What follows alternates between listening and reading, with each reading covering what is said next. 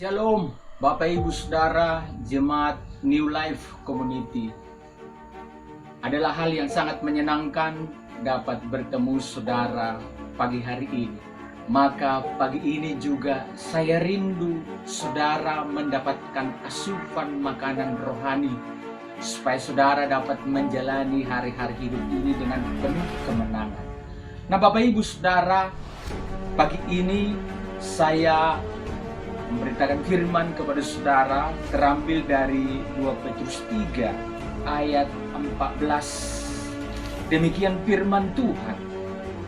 Sebab itu saudara-saudaraku yang kekasih, sambil menantikan semuanya ini, kamu harus berusaha supaya kamu kedapatan tak bercacat dan tak bercela di hadapannya dalam perdamaian dengan Dia.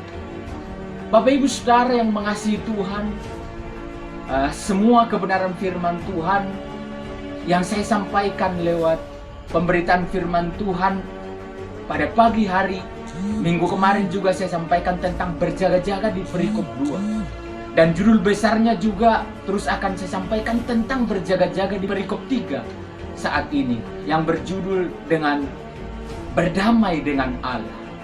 Nah, hari-hari ini Bapak Ibu Saudara, kita sudah menjalani pasca pandemi ini dengan begitu rupa, dengan perjuangan yang keras.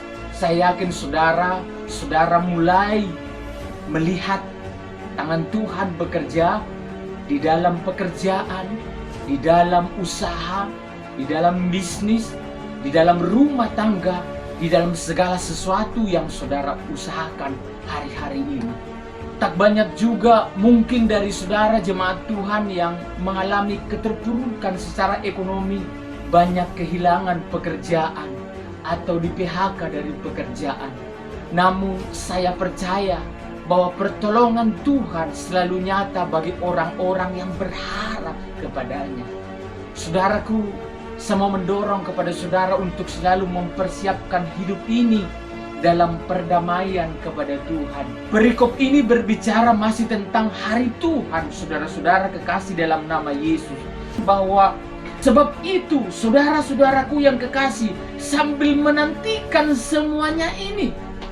Nah, saya akan kembali perikopnya bahwa di ayat pertama atau perikop besar dari pemberitaan firman Tuhan 2 Petrus ini adalah berbicara tentang hari Tuhan. Itu sebabnya saudaraku, untuk mengisi hari-hari kita dalam pasca pandemi ini, yang pertama yang sangat penting yang harus kita kerjakan adalah sikap berdamai dengan Tuhan. Bagaimanakah sikap berdamai dengan Tuhan?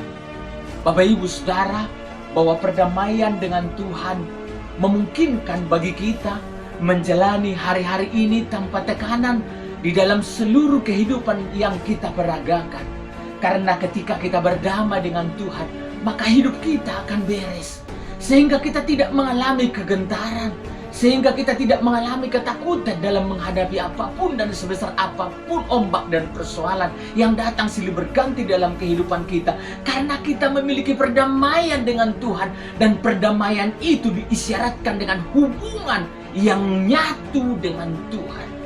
Maka yang pertama, sikap berdamai dengan Tuhan adalah hal yang sangat penting dalam perdamaian, adalah bahwa kita mengerti bahwa hari-hari yang kita lalui dalam kehidupan ini harus kita jaga dengan berdamai dengan Tuhan.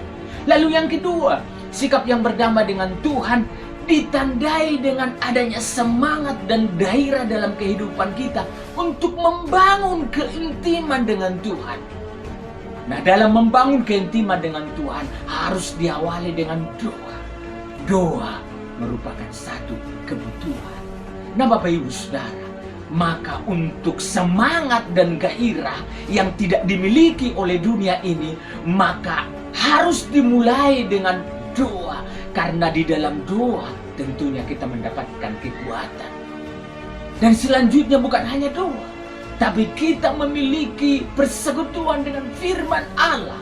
Karena firman Allah merupakan terang kehidupan. Firman Allah merupakan makanan rohani kita.